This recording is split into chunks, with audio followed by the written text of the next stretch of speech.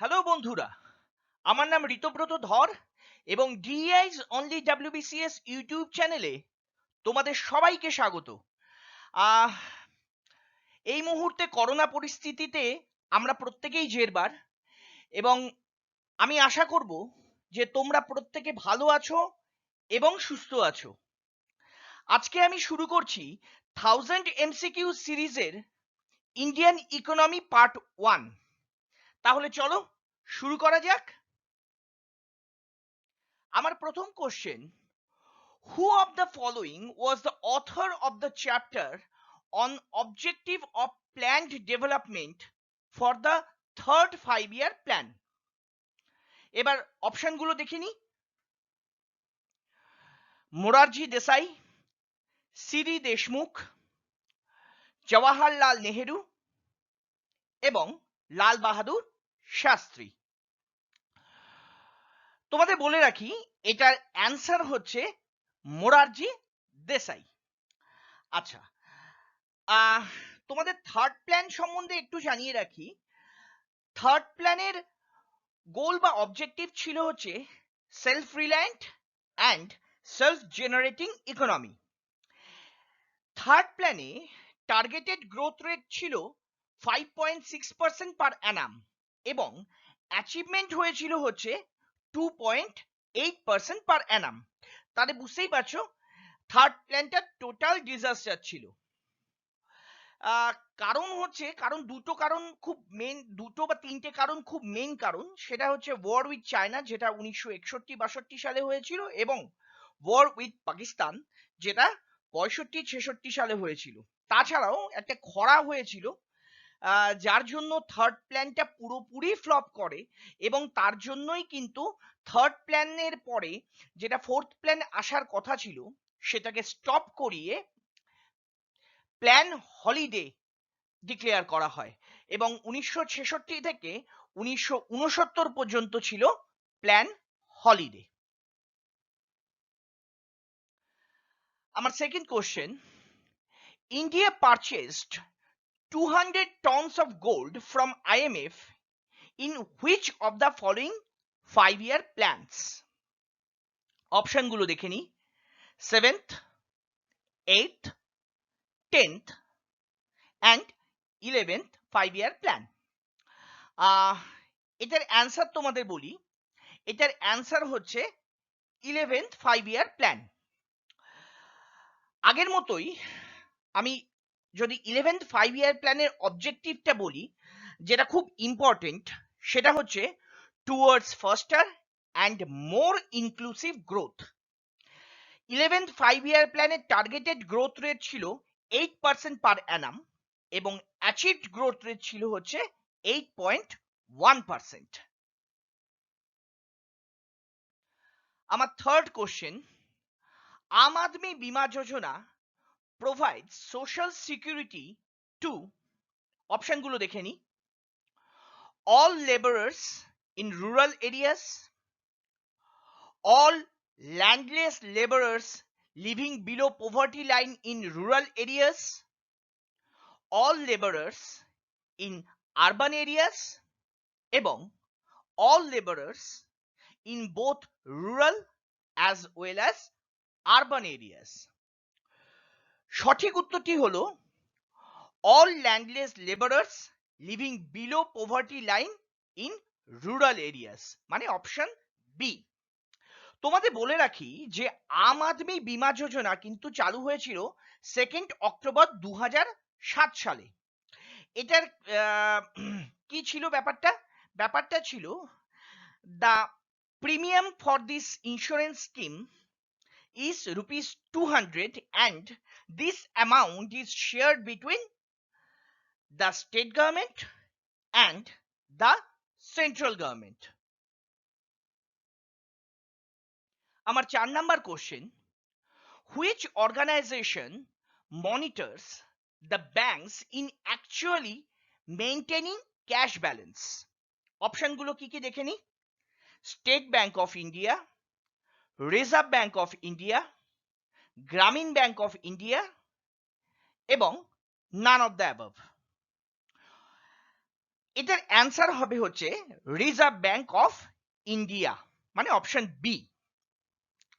Reserve Bank 1 April 1935 সালে প্রতিষ্ঠিত হয় আরবিআই অ্যাক্ট 1934 দিয়ে এবং ন্যাশনালাইজড হয় 1 জানুয়ারি 1949-এ। এই দুটো ইনফরমেশনই কিন্তু খুব গুরুত্বপূর্ণ এবং পিএসসির খুব পছন্দের জায়গা এই রিজার্ভ ব্যাংক। আমার fifth question, prior to the establishment of the Reserve Bank of India, the government banking business was conducted by which of the following organizations? অপশনগুলো দেখে নি। Central bank of India, Reserve bank of India, Grameen Bank of India এবং imperial bank of India. তোমাদের অ্যান্সারটা বলি, এটা answer হবে হচ্ছে option D, imperial bank of India. All India rural credit survey কমিটির সুপারিশে 1 জুলাই 1955 সালে ইম্পেরিয়াল ব্যাংক অফ ইন্ডিয়ার জায়গায় কিন্তু স্টেট ব্যাংক প্রতিষ্ঠিত হয়। ঠিক আছে, আচ্ছা আমার 6 number question, who decides what images appear on the currency notes that are printed by the Reserve bank of India? এটা কিন্তু খুব ইন্টারেস্টিং একটা কোশ্চেন, ঠিক আছে, এবং খুব ইম্পর্টেন্টও বটে। অপশনগুলো দেখে নি। Union minister of finance, RBI governor, director general of archaeological survey of India এবং নান অফ দ্য অ্যাভভ। এটার অ্যান্সার হবে হচ্ছে নান অফ দ্য অ্যাভভ। কেন সেটা একটু দেখে নিই। এই ডিসিশন, এই যে কারেন্সি নোটের ওপর কোন ইমেজ প্রিন্ট হবে সেটা দেখার জন্য একটা জয়েন্ট মিটিং বসে। ঠিক আছে, সেই ডিসিশনটা নেওয়ার জন্য জয়েন্ট মিটিং বসে। এই মিটিং এ কারা কারা থাকে? এই মিটিং এ থাকে হচ্ছে secretary of the union finance ministry, chief general manager of the currency management department, reserve bank of India এবং director general of archaeological survey of India বা এএসআই। ঠিক আছে, এটা কিন্তু খুব ইন্টারেস্টিং কোশ্চেন এবং সঙ্গে খুব গুরুত্বপূর্ণ। আচ্ছা আমার 7 নম্বর কোশ্চেন, ব্যাংকস বড়ো short term money from RBI at which of the following rates? অপশনগুলো দেখে নি। ব্যাংক রেট, এসএলআর, সিআরআর এবং রেপো রেট। এটার অ্যান্সার হবে হচ্ছে রেপো রেট। আর এখানে যে কিওয়ার্ডটা কোশ্চেনের মধ্যে আছে সেটা হচ্ছে শর্ট টার্ম মানি। ঠিক আছে, এটা কিন্তু খুব খুব খুব ইম্পর্টেন্ট একটা কোশ্চেন এবং পিএসসির খুব পছন্দের জায়গা। তো তোমাদের বলে নি, এই মুহূর্তে রেপো রেট হচ্ছে কিন্তু 4%। ঠিক আছে, আমার 8 number question, who calculates purchasing power parity for India? অপশনগুলো দেখে নি। RBI, world bank, IMF, none of the above. আচ্ছা এটার অ্যান্সার হবে হচ্ছে option B, world bank. World bank প্রত্যেকটা দেশের জন্য আলাদা করে কিন্তু পিপিপি ক্যালকুলেট করে। পিপিপি কি জিনিস? PPP calculation tells you how much things would cost if all countries use the US dollar. মানে ধরো তোমরা একটা জলের বোতল কিনতে গেছো, ঠিক আছে, এবার জলের বোতলটার দাম ইউএস ডলারে কত, এটাই হচ্ছে পিপিপি ক্যালকুলেশন। পিপিপি মানে পারচেজিং পাওয়ার প্যারিটি। ঠিক আছে, আমার 9 number question, planning in India derives its objective from, অপশনগুলো দেখে নি। Fundamental rights, directive principles of state policy, preamble, fundamental duties.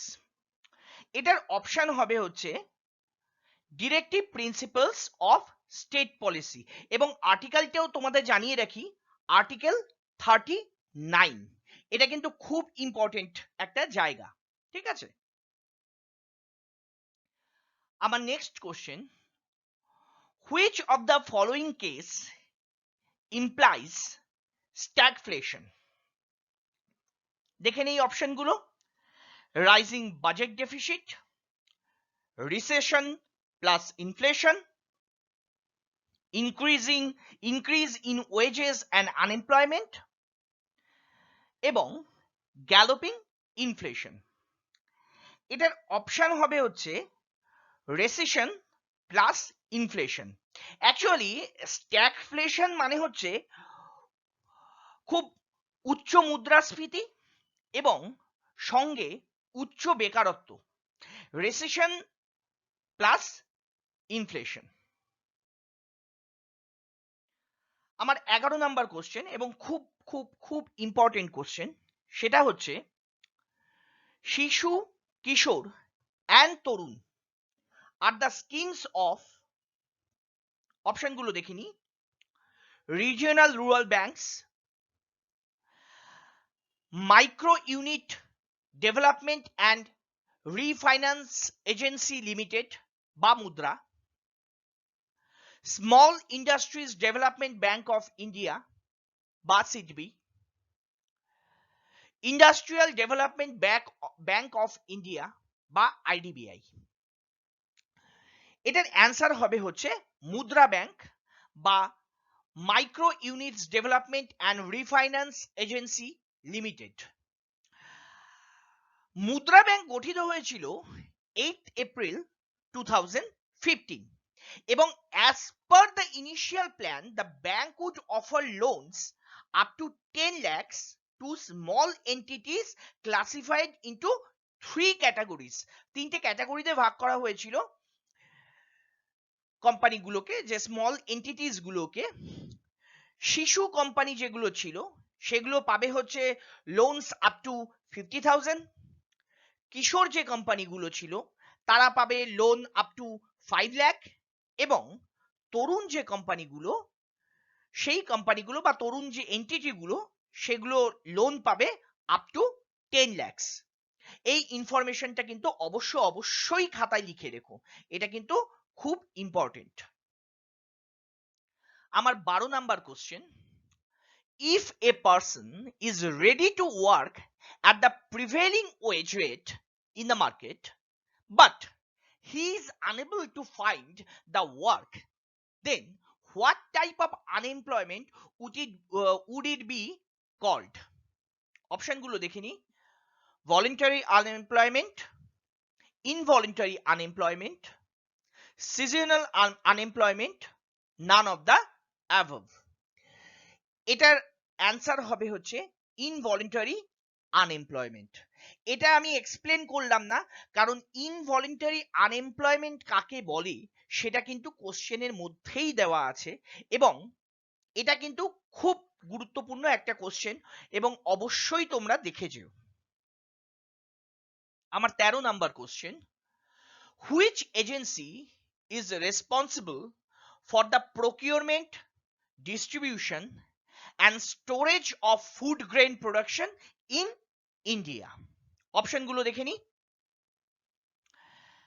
Ministry of agriculture, food corporation of India, NAFED এবং TRIFED. এটা answer হচ্ছে food corporation of India.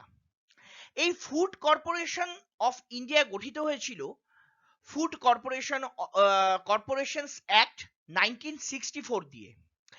এই food corporation of ইন্ডিয়ার objective গুলো যদি দেখি, তোমরা ফুড কর্পোরেশন অফ ইন্ডিয়ার সম্বন্ধে আরো ভালো করে জানতে পারবে যদি ফুড কর্পোরেশন অফ ইন্ডিয়ার অফিসিয়াল সাইটে গিয়ে দেখো।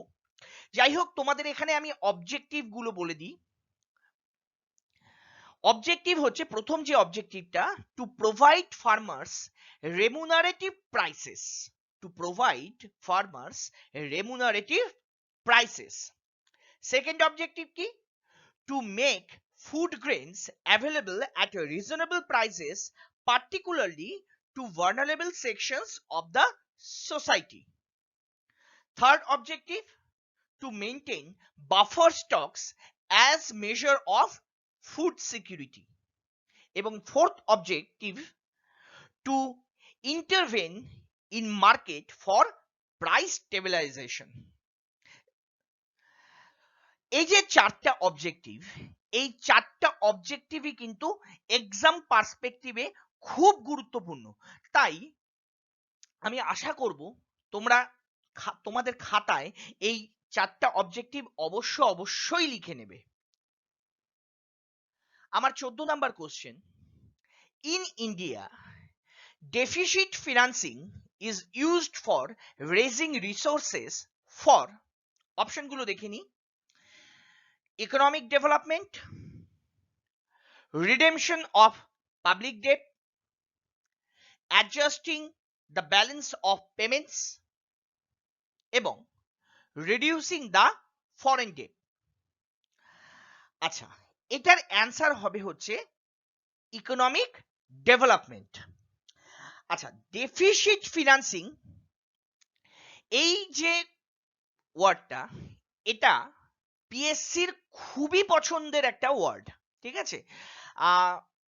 1999 সাল থেকে 2020 সাল পর্যন্ত যতগুলো পরীক্ষা হয়েছে তাতে ইকোনমিক্সে যে টার্মটা পিএসসি সব থেকে বেশি ইউজ করেছে সেটা হচ্ছে ডেফিসিট ফিনান্সিং, ঠিক আছে। তার জন্য ডেফিসিট ফিনান্সিং কিন্তু এক্সাম পার্সপেক্টিভে, আগামী যে এক্সামগুলো আছে পিএসসির, সেই সমস্ত এক্সাম পার্সপেক্টিভে কিন্তু প্রচন্ডই ইম্পর্টেন্ট। তো ডেফিসিট ফিনান্সিং হলো difference between expenditure and receipts, difference between expenditure and receipts. In public finance এটা মানে হচ্ছে গভর্নমেন্ট কি করছে, বেশি খরচা করছে, যতখানি আর্ন করছে তার থেকে বেশি খরচা করছে, এটাই হচ্ছে ডেফিসিট ফিনান্সিং এর মোদ্দা কথা, ঠিক আছে। আচ্ছা, the basic intention behind deficit financing is to provide the necessary impetus to economic growth by artificial means. এটা কিন্তু খুব ইম্পর্টেন্ট, ঠিক আছে। এই জায়গাগুলো কিন্তু তোমরা একটু জোর দিয়ে পড়ো।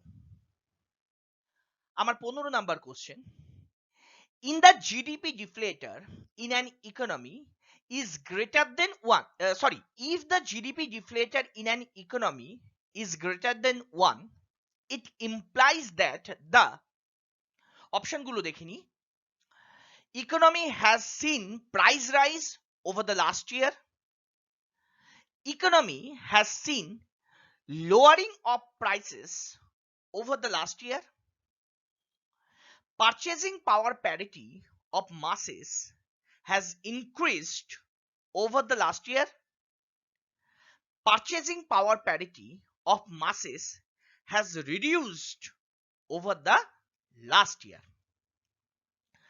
আচ্ছা, এটার অ্যান্সারটা আগে বলে দিই। এটার অ্যান্সার হবে হচ্ছে A, economy has seen price rise over the last year. আচ্ছা, তোমাদের বলি জিডিপি ডিফ্লেটার মানে কি। জিডিপি ডিফ্লেটার মানে হচ্ছে ratio between GDP at current prices and GDP at constant prices. Ratio between GDP at current prices and GDP at constant prices. যদি GDP at current prices equal to GDP at constant price হয় তাহলে GDP deflator হচ্ছে 1। মানে GDP deflator হচ্ছে GDP at current prices divided by GDP at constant prices। তো GDP deflator যদি 1 হয় তার মানে হচ্ছে GDP at current prices equal to GDP at constant prices। এখানে বলছে GDP deflator greater than 1, তার মানে GDP at current prices is greater than GDP at constant prices, তার মানে কি economy has seen price rise over the last year, যেটা এই মুহূর্তের কারেন্ট প্রাইস সেটা লাস্ট ইয়ারের যে কনস্ট্যান্ট প্রাইস ছিল সেটা থেকে বেশি। ঠিক আছে, এটাই হচ্ছে এই কোশ্চেনটার মজা। ঠিক আছে, তাহলে তোমরা একটা কিওয়ার্ড পেলে যে জিডিপি ডিফ্লেটার, এই কিওয়ার্ডটা কিন্তু খুব ইম্পর্টেন্ট, এবং এই কিওয়ার্ডের ডেফিনেশনটা কি, যে ratio between GDP at current prices and GDP at constant prices. তাহলে যদি জিডিপি ডিফ্লেটার 1 হয়, জিডিপি ডিফ্লেটার গ্রেটার দেন 1 হয়, জিডিপি ডিফ্লেটার লেস দেন 1 হয়, তাহলে এই যে সিচুয়েশন গুলো, এই সিচুয়েশন গুলো তাহলে তোমরা খুব ভালো করে ডেসক্রাইব করতে পারবে। ঠিক আছে, আমার 16 number question, which of the following industries is not covered in the index of 8 core industries? অপশনগুলো দেখে নিই, electricity, crude oil, natural gas এবং ফার্মাসিউটিক্যালস। 8 কোর ইন্ডাস্ট্রির মধ্যে কোন কোন ইন্ডাস্ট্রিগুলো পড়ে সেগুলো আগে দেখে নিই। Coal, crude oil, natural gas, refinery products, fertilisers, steel, cement and electricity. তাহলে বুঝতেই পারছো যে ফার্মাসিউটিক্যালস এইটা কিন্তু 8 কোর ইন্ডাস্ট্রিজ এর মধ্যে পড়ে না। এটা কিন্তু তোমরা অবশ্যই নোট করে রেখো খাতায় যে 8 কোর ইন্ডাস্ট্রিজ এর মধ্যে কোনগুলো পড়ে। ঠিক আছে, আমার 17 number question, the main difference between money market and capital market pertains to, অপশনগুলো দেখে নিই, short term versus long term borrowing funds, regulation versus non regulation, national versus international character এবং অল অফ দ্য অ্যাবভ। এটা হচ্ছে অ্যান্সারটা হবে short term versus long term borrowing of funds. আচ্ছা, short term financial মার্কেটকে আমরা বলি মানি মার্কেট। ঠিক আছে, এর রেগুলেটর হচ্ছে আরবিআই, এবং লং টার্ম ফিনান্সিয়াল মার্কেট যেটাকে আমরা বলি ক্যাপিটাল মার্কেট, সেটা রেগুলেটর হচ্ছে সেবি। এটা কিন্তু মাথায় রেখো। আমার 18 number question, which of the following tax will be abolished by the GST? অপশনগুলো দেখে নিই, service tax, corporation tax, income tax এবং ওয়েলথ ট্যাক্স। জিএসটি হচ্ছে একটা ইনডিরেক্ট ট্যাক্স। এটা যখন ইমপ্লিমেন্ট হয়েছিল সেই সময় কিন্তু সার্ভিস ট্যাক্সটা অ্যাবলিশ হয়ে যায়। ঠিক আছে, এটা কিন্তু খুব ইম্পর্টেন্ট। আচ্ছা, আমার 19 number question, which of the following tax is imposed by the central government but the state governments collects it? অপশনগুলো দেখে নিই, VAT, income tax, corporation tax এবং স্টাম্প ডিউটি। তোমাদের বলি, tax imposed by central government and collected by the state, এটা কিন্তু আমাদের article 268 এ আছে, যেটা সেন্টার স্টেট রিলেশনশিপের মধ্যে পড়ে। ঠিক আছে, এরকম একটা জায়গা হলো হচ্ছে স্টাম্প ডিউটি। এটা কিন্তু খুব ইম্পর্টেন্ট এবং আর্টিকেলটাও খুব ইম্পর্টেন্ট, আর্টিকেল 268। আমার শেষ question, India enacted the geographical indications of goods ব্র্যাকেটে registration and protection act 1999 in order to comply with the obligations, অপশনগুলো বলি, ILO, IMF, UNCTAD এবং WTO। এটার অ্যান্সার হবে হচ্ছে WTO। এটা কিন্তু খুব ইম্পর্টেন্ট একটা কোশ্চেন, এবং এই মুহূর্তে জিওগ্রাফিক্যাল ইন্ডিকেশনস আমাদের দেশে কিন্তু প্রচুর চর্চিত একটা জিনিস। তার জন্য এই কোশ্চেনটা অবশ্যই পড়ে যাবে। এই কোশ্চেনটা তোমরা মেন্সে আশা করতেই পারো, ঠিক আছে? তো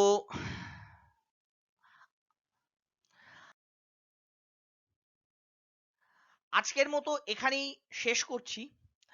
শেষ করার আগে বলি যে আমার এই কাজগুলো, এই ভিডিওগুলো যদি তোমাদের সত্যিই ভালো লেগে থাকে তাহলে অবশ্যই লাইক করো, কমেন্ট করে আমাকে জানিও যে তোমাদের কেমন লাগলো, তোমাদের কোনো জায়গায় প্রবলেমস হচ্ছে কিনা, বা তোমরা আর কোন কোন বিষয়ের ওপর ভিডিও চাও, এবং শেয়ার করে তোমাদের বন্ধু বান্ধবদের সঙ্গে আমার যে এক্সপিরিয়েন্স বা আমার যে কোশ্চেন বাছাই করা কোশ্চেনগুলো, সেই কোশ্চেনগুলো তোমাদের বন্ধু বান্ধবদের সঙ্গে শেয়ার করে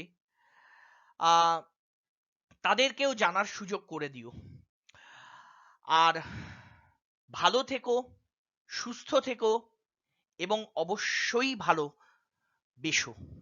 থ্যাংক ইউ।